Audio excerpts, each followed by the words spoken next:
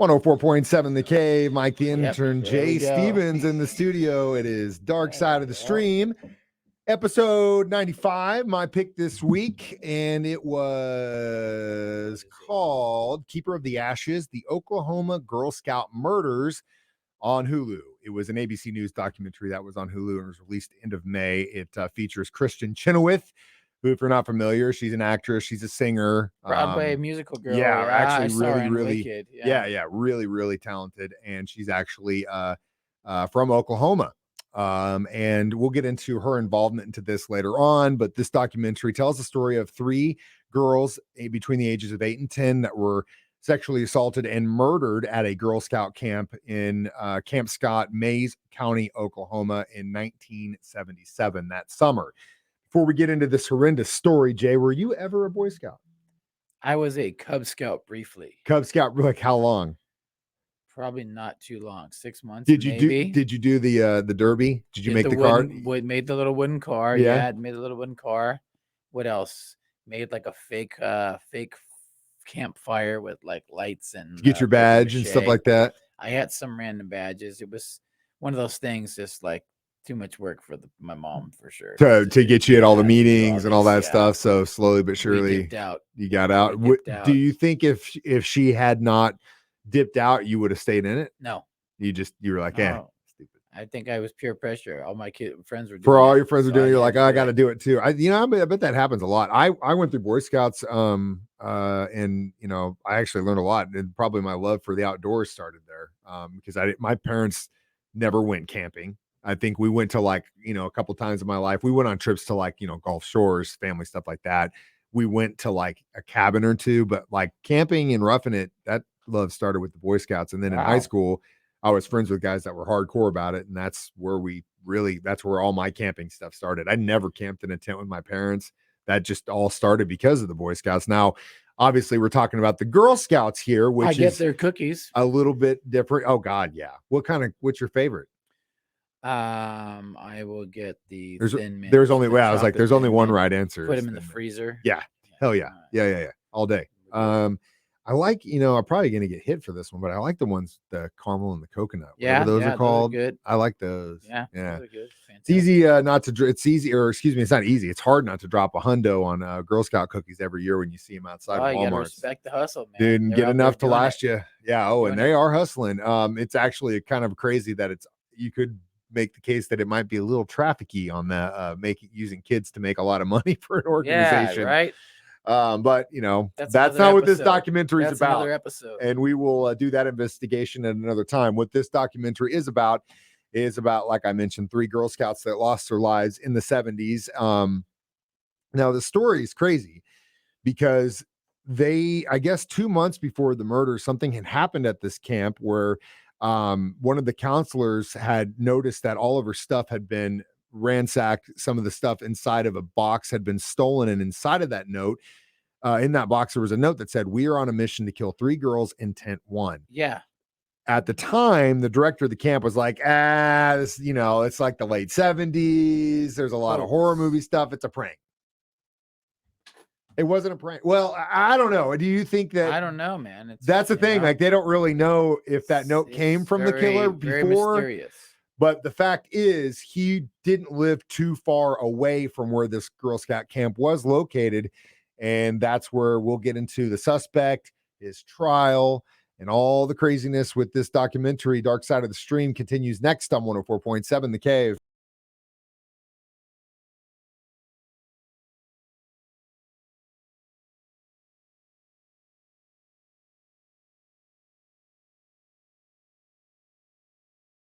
"104.7 The Cave." Mike the Intern, Jay Stevens back in the studio. Dark Side of the Stream, episode 95, discussing Keeper of the Ashes, the Oklahoma Girl Scout murders, hosted by Kristen Chenoweth on Hulu. Did Hendrix go through Girl Scouts? No. Didn't want. She just didn't want to. She's never done Girl Scouts. She's more of a theater kid, though. You know what I mean? And that's those thespians. They start early, and that's sticking to it. So that's good. I mean, she's lucky in the sense that she found something that she loves and is super passionate about it. Because kids kind of get lost, especially when they get into the teens and stuff, and they're just like, I don't know what to do. What they end up doing is just picking up this stupid block and staring at it all day. We got to keep them away from that. You got to keep them motivated and hopefully help them find something they love and they can be passionate about. So anyway, the crazy thing about this is my dad actually lived in Broken Arrow for a little while in Oklahoma, so I'm pretty familiar with this area. Obviously, this was years and years and years and years later. But the girls that were in this Girl Scout troop were from Broken Arrow, including a Christian Chenoweth, who at the time was 8 years old in the Girl Scouts, was planning on going on this trip, but because she, I guess, became ill, she didn't feel good, they didn't send her. So she could have been one of the victims easily, but didn't go. And that is where her involvement comes into. Small world, though, man. Have you ever had any close calls where it was like, dude, if I'd been there, I'd have been dead. I'd have been shot. Man, I don't know. I don't think that bad. No, I don't think anything that's serious. Nothing where you were like, oh my God, I could have died. I was probably just oblivious to the fact it could have happened.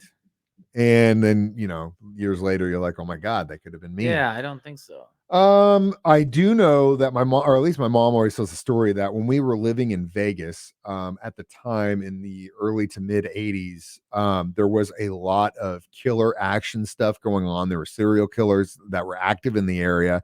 My dad worked a lot. She was at home with me and my newborn brother constantly, and she was scared to death that we were going to be. Oh, really? Oh yeah. If you look up some of the murders that happened in Vegas, not mob related at the time, but actual like serial killers, there were a lot of active killers in that area.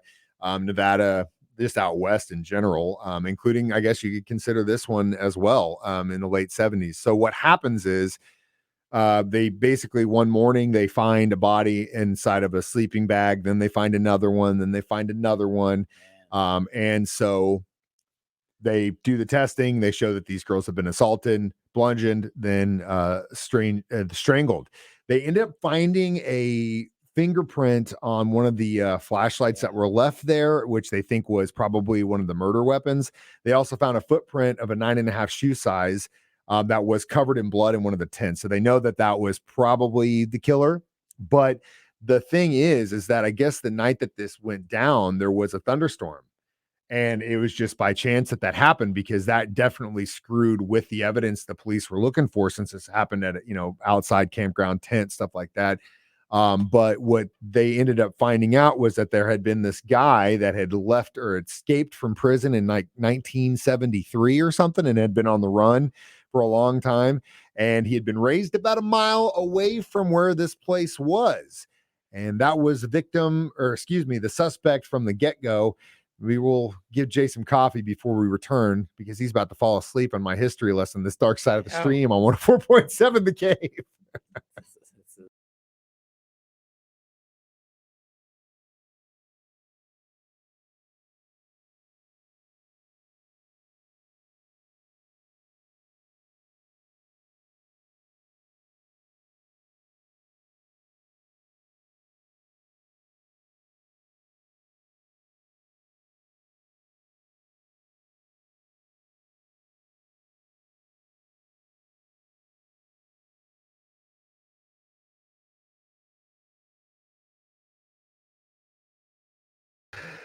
Mike the Intern, Jay Stevens back in the studio. It is Dark Side of the Stream, episode 95, discussing Keeper of the Ashes, the Oklahoma Girl Scout murders. So you're relatively new to this area. Right. I know that there is out by James River and the Springfield Lake for a long time. They always talked about the Girl Scout camp. I don't know if it's still out there, because I haven't been out there in a long time, but for a long time, at least in high school, when we'd go out there and sneak out there and jump off the bridge and do what high school students do, there was like a dilapidated building in the middle of that area, which I think it was just one of those things, like this story kind of traveled, oh my God, a bunch of Girl Scouts got killed out here, blah, blah, blah, blah, blah. And then just became, I don't think that actually happened. I don't even know if it was a Girl Scout, but that's what they used to call it. So when I was watching this documentary, I had the thought that maybe that's what had happened. Like this happened in, not too far away, 2.5, 3 hours. Right. And then, people around here are like, oh, it was here, but no, it wasn't here. It was in Oklahoma. So anyway, there was this guy named Gene Leroy Hart, member of the Cherokee Nation, lived or at least been raised about a mile outside of Camp Scott is what they called it. And in 1973, escaped from jail. And he was on the lam. He'd been convicted of kidnapping and assaulting 2 pregnant women and 4 counts of burglary. Escapes from jail. And then about a year, about they're like, this might be our guy because it definitely matches what he was into. They arrest him at the house of a Cherokee medicine man. He was represented by a local Oklahoma attorney, and the trial was set 2 years after this happened in 77 and 79. The local sheriff, he pronounced himself, at least this guy, that he was 100% guilty, right? This is before DNA existed. They did have that fingerprint, but they couldn't really tie into that. I don't remember what they said about the footprint, but that's also damning too. And so they go to trial. Guess what happens? The damn OJ style. Acquitted. Acquit him. To me, I don't know how that worked, but they acquitted him. And I feel so bad for the families because they kept fighting this thing years and years and years, because I don't know what it's like to have to deal with something like this as far as closure goes, but I would assume the fight was because, I mean, if you had lost a family member to something like this, and the guy who was, convicted got, and you knew in your heart, like, dude, what the hell? Where's the justice here? You'd want justice, right? Terrible. How hard do you fight it for the rest of your life? I guess. It'd be all consuming. I don't know how the hell you could just walk past it. It's pretty tough, man. So after this happens, he gets acquitted. Well, the time he was still, because of the accusations and him being guilty for the other things that happened before this Girl Scout incident, the pregnant women, he had 305 years to 308 year sentence left to serve. So he ain't going nowhere. Even though they acquitted him of this, justice was served in the sense that he never saw the light of day. Right. Now, I don't know about you, but right after this trial was over, in June of 79, he collapsed and died of a heart attack at the age of 35. 35. Lifting weights in jail. He's just in the prison yard working out. And drops 35 dead. years old, heart attack. Is that justice? That probably was some karma. But to be given an out like a heart attack and then that's it, as opposed to serving 308 years of your life or whatever, the rest of your life in prison, I don't know if that's justice. Right. To me, that's not me. But what would end up happening is that in the mid to late 80s, when DNA really started to kind of get into the forefront, the family went back and said, "No, what? We're going to fight this thing. We're going to fight it. We're going to make sure that if he was the one, we want the closure." And we'll tell you next if that family got closure or not. Dark Side of the Stream on 104.7 The Cave.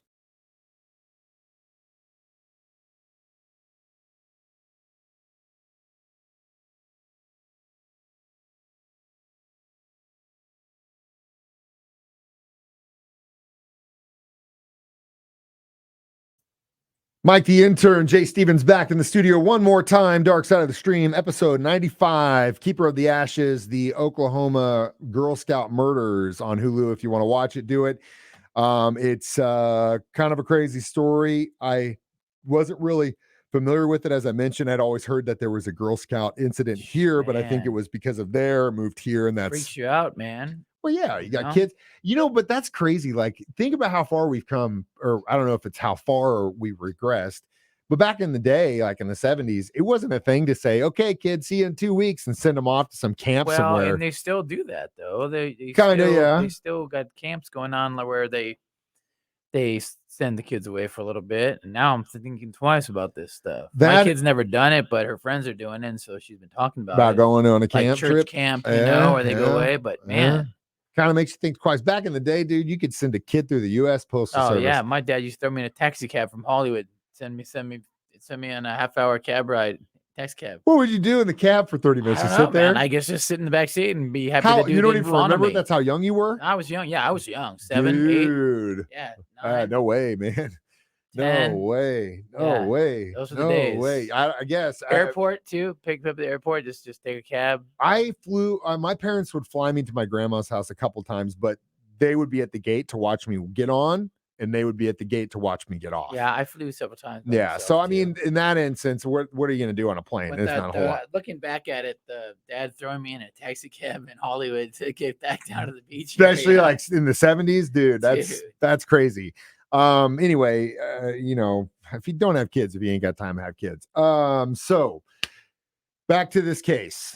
They acquit this guy. He dies from a heart attack the same year he's acquitted, even though he was serving 305 years. In the late 80s, DNA testing comes up. the family goes and says, hey, let's test this again. At that point, it was a 1 in 7,000 chance that he was the man.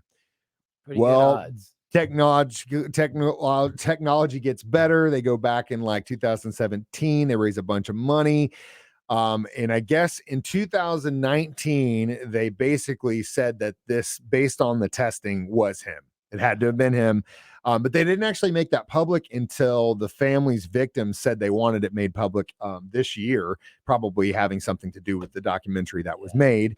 But yeah, so I would hope got the closure that they needed in this case, but at the same time, you never know. I will say this, though. One of the fathers of the 3 victims went on to help state legislator pass the Oklahoma Victims Bill of Rights.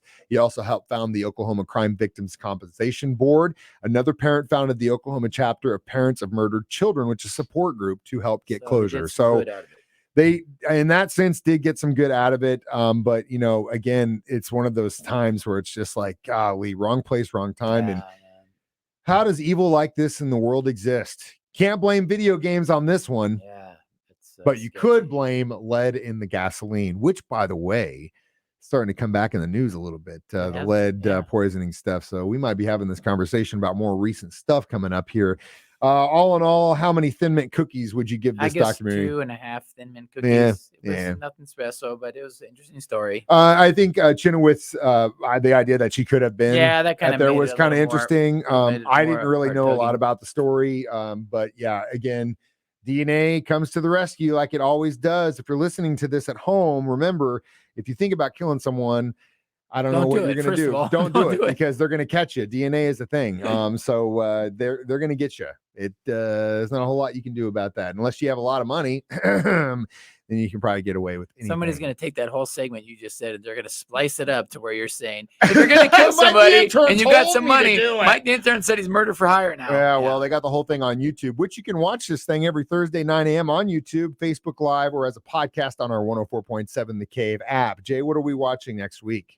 We are going to watch... we're just going to stick on these gnarly topics, these dark subjects. John Wayne Gacy, Conversations with the Killer. Is that what it's called? Yes, it's on Netflix. Guy would dress up like a clown and grab kids or whatever. Like, it does not sound good. Does not sound good. If you're familiar about the clown killer, John Wayne Gacy, it's definitely not a fun ride, but it's a crazy, crazy story. That's where we're going. How this guy was able to get away with what he got away with for so long.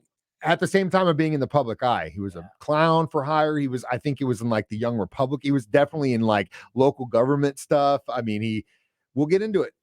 Jay wants to keep going dirty. We're going to keep going dirty. I'm Mike the Intern. This is Jay Stevens reminding you, we watch movies so you don't have to. Dark Side of the Stream on 104.7 The Cave.